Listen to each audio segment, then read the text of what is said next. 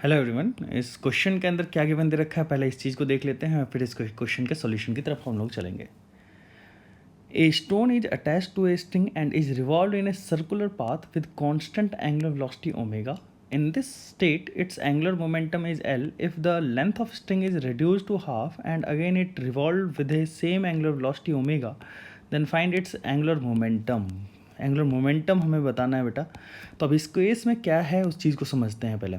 देखिए ये क्या कह रहा है कि एक स्टोन है, वो एक स्टोन एक रॉड के अंदर, एक रॉड कुछ इस तरीके से है, ये मैंने मान लिया, ठीक है, और ये एक रॉड है, ठीक है, और इससे एक स्टोन बंधा हुआ है, ठीक है, और ये स्टोन इस तरीके से ओमेगा एंगुलर वेलोसिटी से घूम रहा है, ठीक है ना। स्टोन की जो लेंथ है वो L है, मतलब कि जो जिस स्ट्रिंग से कनेक्टेड है वो लेंथ L है, ठीक है। थोड़ी देर बाद क्या होता है कि ये जो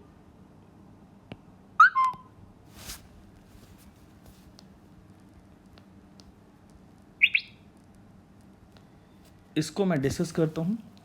इसके बाद इसमें क्या है कि इसकी जो लेंथ है वो हाफ हो जाती है। तो ये लेंथ कुछ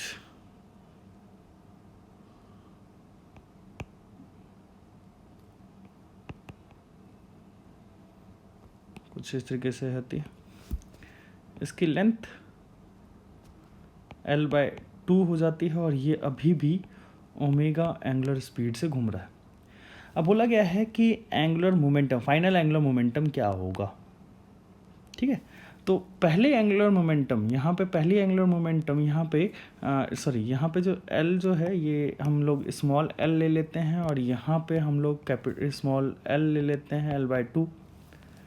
अब देखिए इनिशियल एंगुलर मोमेंटम हो जाएगा I1 omega 1। Initial angular momentum को मैंने L सिंबल से रिप्रेजेंट कर दिया क्योंकि क्वेश्चन में मेंशन था। I1 की वैल्यू की बात करूँ तो mL² और ओमेगा। ऐसे ही L फाइनल की वैल्यू की बात करूँ तो I2 ओमेगा 2 और mL², यहाँ पे L स्मॉल ले लेता हूँ मैं तो ज़्यादा बेटर रहेगा। तो यहाँ पे mL² और यहाँ पे भी मैं स्मॉल l ले लेता हूँ तो ज़्यादा बेटर रहेगा। mL²/4 हो जाएगा यहाँ पे एंगुलर मोमेंटम, ये मोमेंट ऑफ इनर्शिया, क्योंकि लेंथ कितनी है यहाँ पे इस वाले केस में लेंथ है L/2, तो इस वजह से mL²/4 हो जाएगा और ओमेगा कांस्टेंट है तो ओमेगा ये मैंने लिख दिया। अब अगर आप यहाँ पे देखिए, यहाँ पे मैं लिख सकता हूँ फाइनल एंगुलर मोमेंटम, ये L फाइनल मैं मान लेता हूँ और ये mL² ओमेगा ये L के बराबर आ रही है, तो मैं यहाँ पे लिख सकता हूँ L और ये हमारा 4। तो जो ये एंगुलर मोमेंटम आएगा ये हमारा L/4 आता है। तो फाइनल एंगुलर मोमेंटम की वैल्यू इनिशियल एंगुलर मोमेंटम के 1/4 टाइम्स होगी, ठीक है। नेक्स्ट क्वेश्चन की तरफ चलते हैं।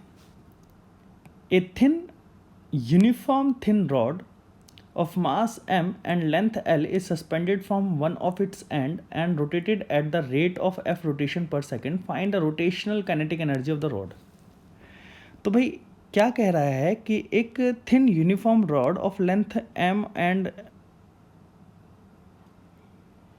लेंथ कितनी है L और मास कितना है इसका m, ये थिन रॉड मैंने मान ली, ठीक है। और उसके बाद क्या बोला गया है, is suspended from one of its end is rotated at the rate of f rotation per second। मतलब कि यहाँ पे ये चीज़ हिंज कर रखी है वन एंड से, तो मैंने ये वन एंड से हिंज कर दिया यहाँ से, और ये रॉड जो है एक एंड के अबाउट रोटेट कर रही है और ओमेगा कितना गिवन दे रखा है, f रोटेशन पर सेकेंड। तो यहाँ पे मैं ओमेगा को लिख सकता हूँ 2πf,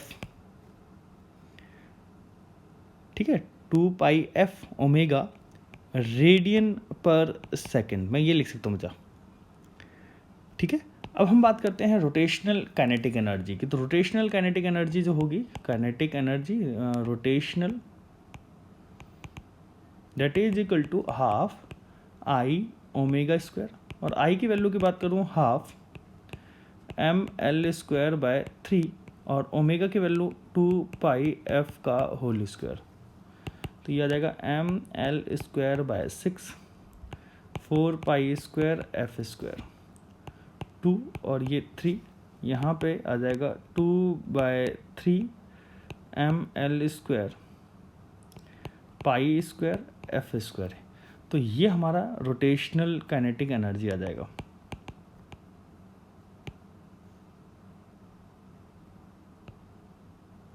आई होप आप लोगों को ये क्वेश्चन समझ में आया होगा। नेक्स्ट क्वेश्चन की तरफ चलते हैं। A wheel of moment of inertia 10 kg metre square rotates at the rate of 10 revolution per minute। मतलब कि ये ओमेगा गिवन दे रखा है। Find the work done in increasing its speed 5 times of initial speed.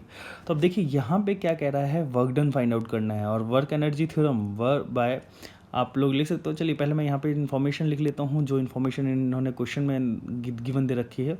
हमें given क्या दे रखा है, पहले तो हम लोग इस चीज़ के बारे में बात कर लेते हैं। तो मोमेंट ऑफ इनर्शिया दे रखा है 10 kg मीटर स्क्वायर, ओमेगा जो गिवन दे रखा है, ओमेगा इनिशियल ये गिवन दे रखा है 10 रिवॉल्यूशन पर मिनट, ठीक है। और ओमेगा फाइनल की वैल्यू की बात करें तो 5 टाइम्स ऑफ ओमेगा इनिशियल, तो मैं यहाँ पे लिख सकता हूँ 50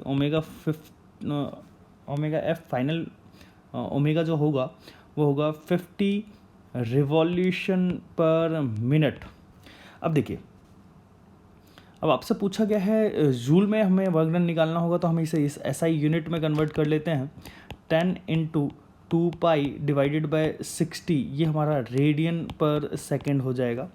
इस तरीके से मैं ओमेगा फाइनल भी कन्वर्ट कर लेता हूँ। 5 × 2 पाई डिवाइडेड बाय, रिवॉल्यूशन को कन्वर्ट करा हमने, रिवॉल्यूशन को कन्वर्ट करा रेडियन में, तो 2 पाई रेडियन से रिप्लेस कर देंगे। मिनट को हमने कन्वर्ट करा, मिनट हमारे पास ये रहा, और इसको हम लोग कन्वर्ट कर रहे हैं सेकंड में, तो ये 60 इस सेकंड में कन्वर्ट हो जाएगा। तो ये हमारी जो एसआई यूनिट आ जाएगी रेडियन पर सेकंड आ जाएगी, किसकी, एंगुलर वेलोसिटी की। तब यहाँ से अगर मैं इसको कट करता हूँ तो ओमेगा इनिशियल जो होगा वो आ जाएगा π/3 रेडियन पर सेकंड, ठीक है। और ऐसे ही हमारा ओमेगा फाइनल की वैल्यू की बात करें तो ये पॉइंट से पॉइंट कट जाएगा, ये 3 पे कट जाएगा, और 5π/3 रेडियन पर सेकंड।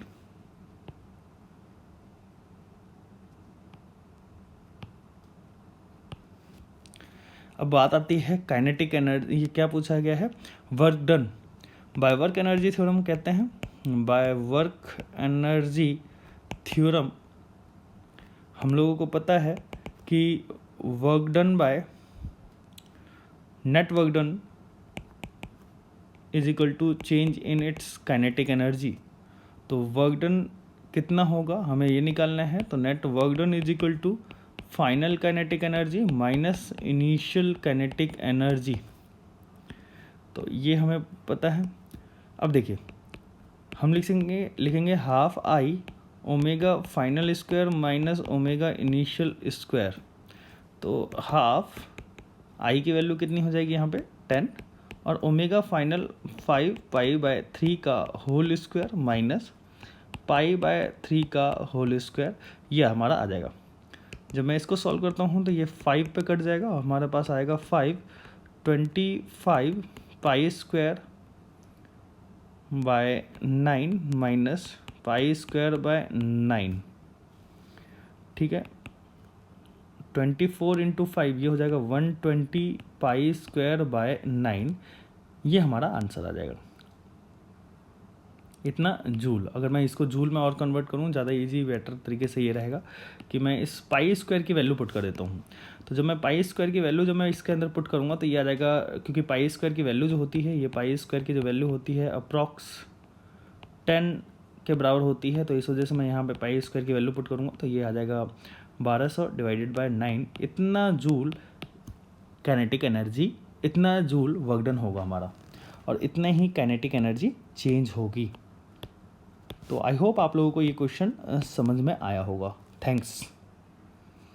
नेक्स्ट क्वेश्चन की तरफ चलते हैं। A solid ball of mass 1 kg and radius 3 centimeter is rotating about its own axis with an angular velocity 50 radian per second. Find its kinetic energy of rotation. Find its kinetic energy of rotation मतलब पूछा गया है। अब एक ball है solid ball, जिसका ये solid ball मैंने मान लिया, ठीक है, और इसमें मास कितना गिवन दे रखा है, मास गिवन दे रखा है 1 kg, रेडियस कितना गिवन दे रखा है 3 सेंटीमीटर, और ये ओमेगा गिवन दे रखा है इसका 50 रेडियन पर सेकेंड। काइनेटिक एनर्जी पूछा गया है। देखिए अगर मैं ये सॉलिड स्फेरिकल बॉल है तो मैं यहाँ पे बोलूँगा कि kinetic energy of rotation is equal to half I omega square, और हाफ आई की वैल्यू की बात करूँ सॉलिड स्फीयर के लिए तो 2/5 mr² होता बेटा, और ओमेगा की वैल्यू हो जाएगी 50 रेडियन का होल स्क्वायर। यहाँ पे मैं पुट करता हूँ हाफ 2/5 और m की वैल्यू हो जाएगी हमारे पास 1 और r की वैल्यू हो जाएगी 3।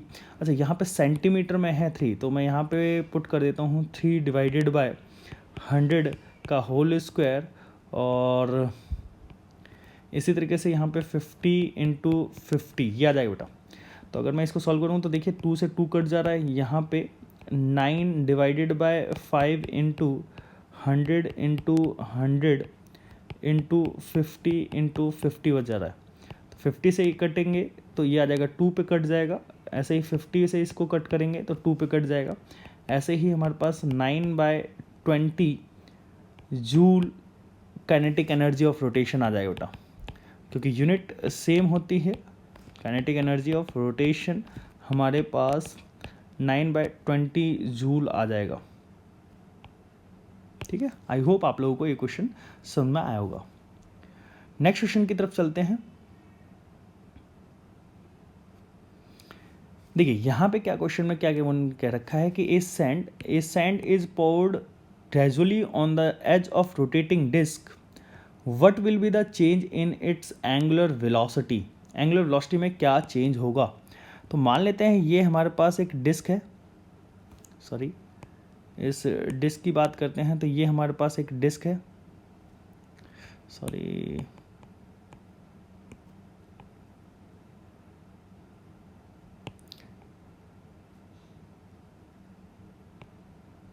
ये हमारे पास डिस्क है, और ये डिस्क कुछ इस तरीके से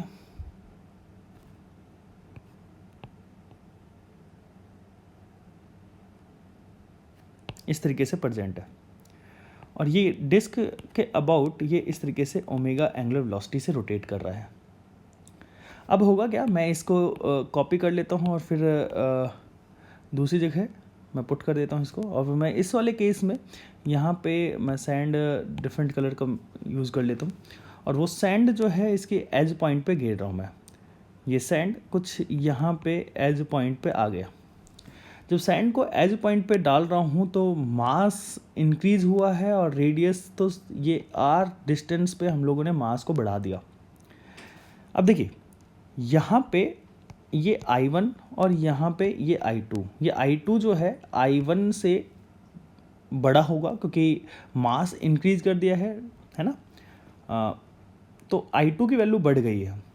अब देखिए हम लोगों ने सैंड इज पोर्ड ग्रेजुअली, बहुत ही आराम से डाला है on the edge, poured gradually, so that there is no change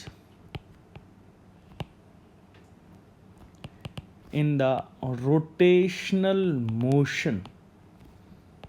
rotational motion में चेंज नहीं होना चाहिए क्योंकि एक्सटर्नल फोर्स 0 है यहाँ पे, है ना। सो यहाँ पे मैं rotational motion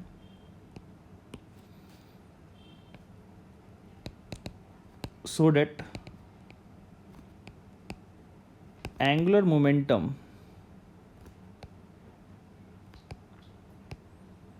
of system remains conserved।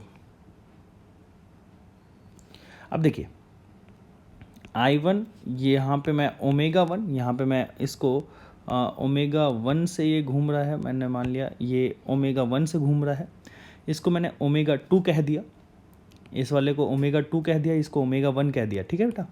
अब देखिए, क्योंकि angular momentum L initial is equal to L final, और यहाँ पे मैं लिख सकता हूँ, ये मैं लिख सकता हूँ यहाँ पे I1 omega 1 is equal to I2 omega 2।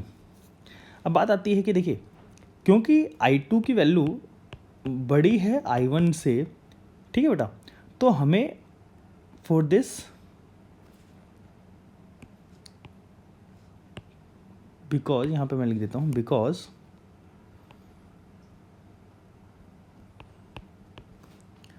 So date omega 2 की वैल्यू कम होगी ओमेगा 1 से, तो हमारी जो angular momentum of system, angular velocity of system decrease हो जाएगी। ये आपका आंसर होगा। आई होप आप लोगों को ये लेक्चर समझ में आया होगा। Thanks to all of you for watching this video. And अगर आप लोगों को ये लेक्चर अच्छा लगा हो, आप लोगों के लिए हेल्पफुल रही हो ये वीडियो, तो मेरे चैनल को लाइक, सब्सक्राइब और कमेंट ज़रूर करिएगा। और मेरे लेक्चर्स की नोटिफिकेशन पाने के लिए ये रेड कलर का जो बेल आइकन है उसको ज़रूर दबाएं। Thanks to all of you.